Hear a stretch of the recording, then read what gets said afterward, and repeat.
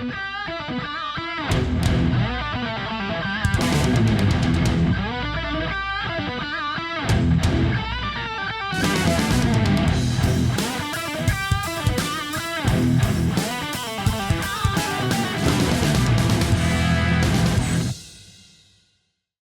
my name is Rich Howard, owner of Architectural Builder Supply. This video is to bring you a closer look at the Reese number 233A.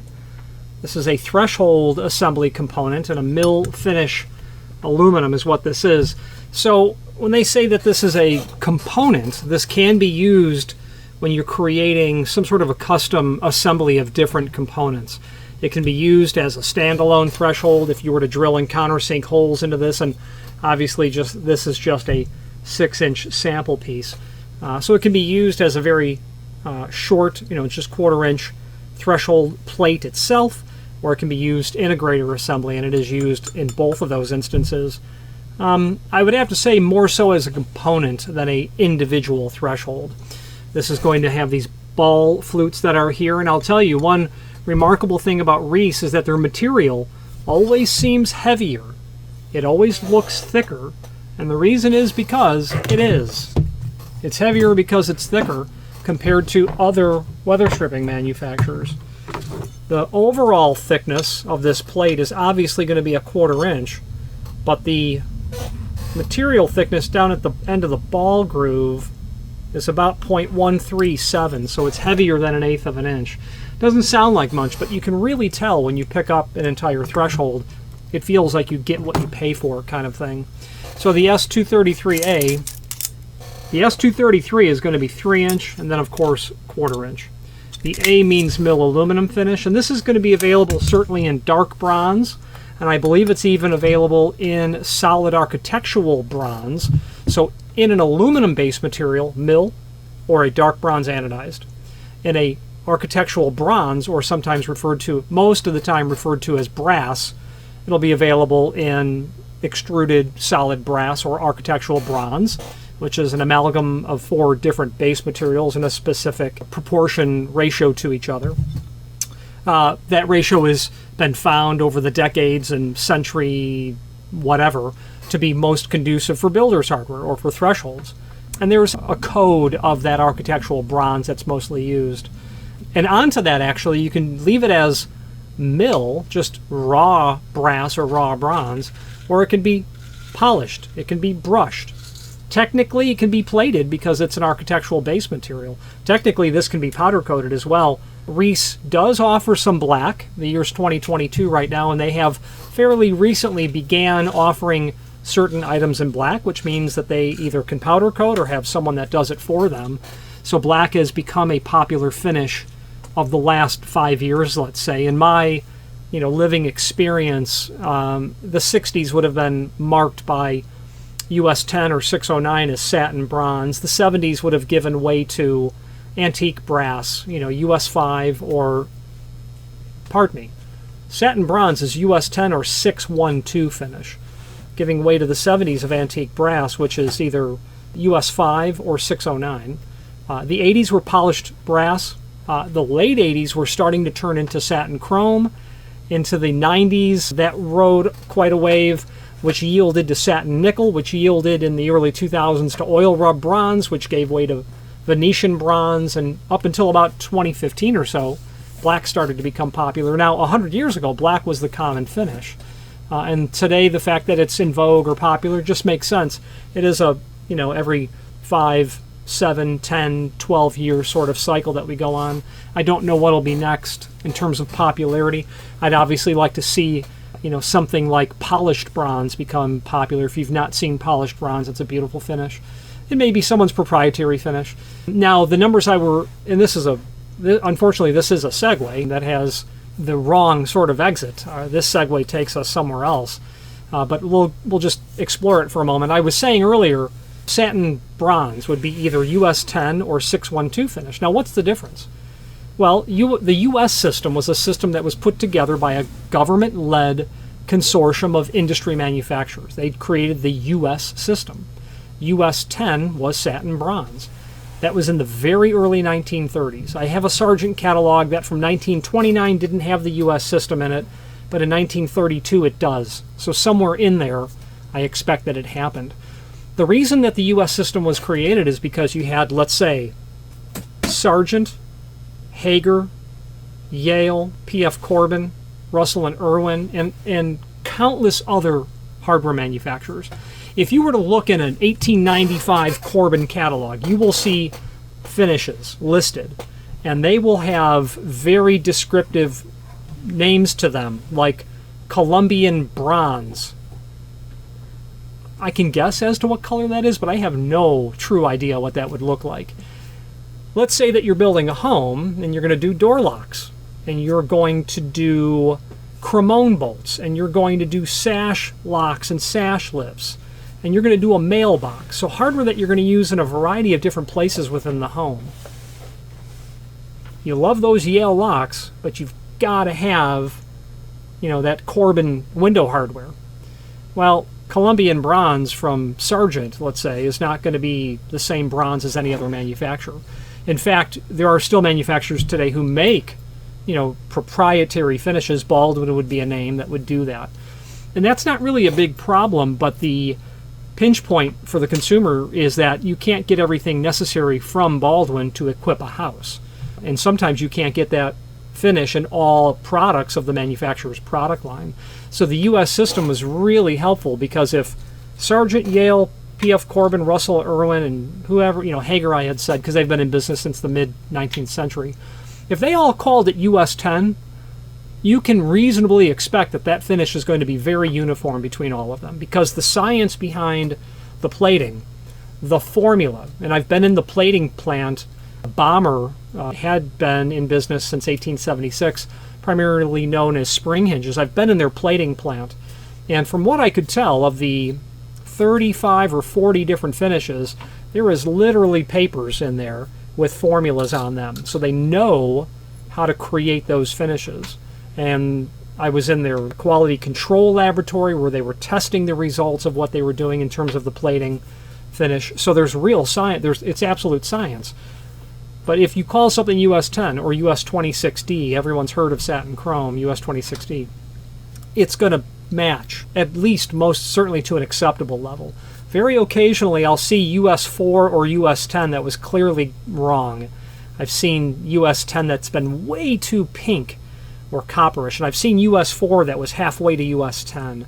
Now the US system, the downfall of that is it doesn't establish what the base material is.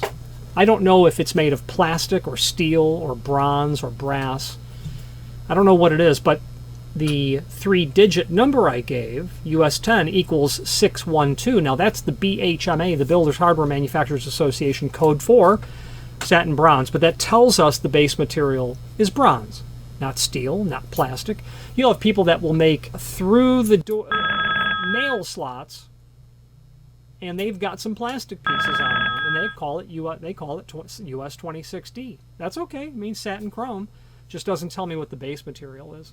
So the bottom line is, hopefully that information is more agreeable to you, or at least more beneficial than me just showing you a threshold component. So you'll probably use this in a greater assembly. There, in the catalog, which I'll show you in a moment, there will be other component pieces, and I have actually had manufacturers, Reese is one of them, make me, via cutting and welding, a specific threshold cross-section. The one that always comes to mind is when, about the year 2019 or so, I did a couple of 4090 14-gauge steel stiffened doors that onto which they were going to laminate 12-gauge stainless on both sides, which were hung on sauce hinges in an 18-inch deep 12-gauge frame, and I needed a very wide threshold. Well, Reese, while it was very expensive because of the material cost and labor, was able to make me a grand, about a 20-inch wide saddle or half saddle threshold, whatever it was. And this is the type of piece that's used. So let's switch to the screen view and let's take a closer look at the supporting information. If you've not hit subscribe yet, we would very much appreciate if you did, and hopefully you're enjoying this video. Now, let's get back to it. Okay, here is the item that we are looking at. There's a cross-section. I have some images that we can look at here as well. Not much to see, but just actual photographs. A little close-up of the ball groove. You know, that's going to make it substantially anti-slip resistant, which of course, if you've ever walked over a threshold that happened to be smooth, I have a couple of times in my life where it was raining outside and there was moisture on the bottom of my shoe and the threshold, and I lost my footing a little bit. So you'll always want a grooved or fluted top. There's a better look at it as well. Someone may ask, I know I've been asked this in the past, the center to center of those ball groove flutes is about 1/2 of an inch. Okay, 1/2 of an inch from here to here. The underside of the unit, just flat. A bevel, I would say here, or a very heavy chamfer on the backside. Now, why is that there? That actually is there, and it tips us off as to the ultimate purpose of something. If you're going to weld 2 plates of steel together, like that, welding it up here is really not a good idea. Sometimes what you'll want to do is give yourself a chamfer.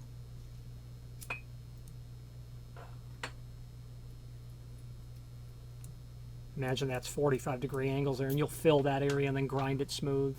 So that's why the underside of that is the way it is, most definitely. That's there by design. Absolutely. Product brochure, let's take a look at that. This will show several and many different components. Just a 2-page swatch out of the entire catalog. That second page shows all of these different components. Mill aluminum, dark bronze, and then that architectural brass, or bronze I was talking about, solid brass. That's your, suffice it to say, that will make for an expensive threshold. These are the components that you're dealing with on this page, different piece parts, so you can see really how it all goes together.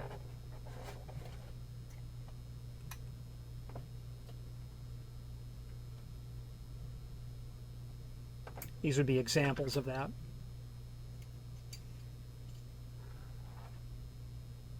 I don't have any sort of idea of where you would encounter this, but you certainly could. You'll have a raised flooring condition on one side, and you need to lift all that up. What you could end up having here is this sort of weird threshold I've bumped into in the past, and it would be something like, you've got a limestone sill, and you have a door, you've got some flooring, let's say, and then and this is an entrance door that swings in. Well, out here you're going to have a storm door that'll swing out. Well, what happened back in the 70s, there was shag carpeting here, so that undercut is like 1.5 inches. So what we've done in the past is simply created, you know, basically what are offset saddle thresholds to account for, you know, this sort of offset here. You know, this could be 3/8 of an inch. Well, down here could be 1.5 inches. So that's the concept that you get into. Those thresholds end up getting expensive because you're custom fabricating solutions to these problems that become a problem because of a change. And I did a condo job last year in Fort Lauderdale with about 200 fire doors, and there were 200 fire doors, and there were probably 15 different net heights of the doors to account for the different undercuts and flooring conditions. Some people had hardwood, some people had carpet, some people had tile. So we had to account for all of that. Threshold components. There's also a link to installation. This is really nothing other than measure twice and cut once, is all that means. You can read that. There's a link below this video, as seen here, to the manufacturer's page, where you can pull up not only all of the Reese products we sell by means of this horizontal navigation as seen here, but also a link to the manufacturer's website, as well as a link to the full product catalog. And I would encourage you to review that full product catalog if you're looking for weather stripping in general. But specifically, if you're looking for STC rated material, sound transmission control, on page 7 of their catalog, they have a chart of head and jam gasketing, thresholds, door bottoms, and the appropriate STC rating that the combination of those units would qualify to. Very common, especially post-COVID and during COVID, where people were working from home and they just need silence where they're working. So a lot of people with dens that adjoin a TV room and someone needs to be on the phone and work and they're calling us for gasketing to deaden that sound or retard the transmission of sound. And this is a chart that I've referred to many times, especially in the last 3 years. So if that's of interest to you, take a look. And do recall what I said earlier about their thicker extrusions. That is indeed the case. And I will leave you with this last bit of information. Their definish is much more like oil rub bronze than a very dark, extra dark bronze anodized look. If you're looking for a dark bronze that is meant to be compatible with true oil rubbed bronze, US 10B or 613 finish, Reese would be the only weather stripping manufacturer I would suggest because of how warm that brown, dark brown color is from Reese.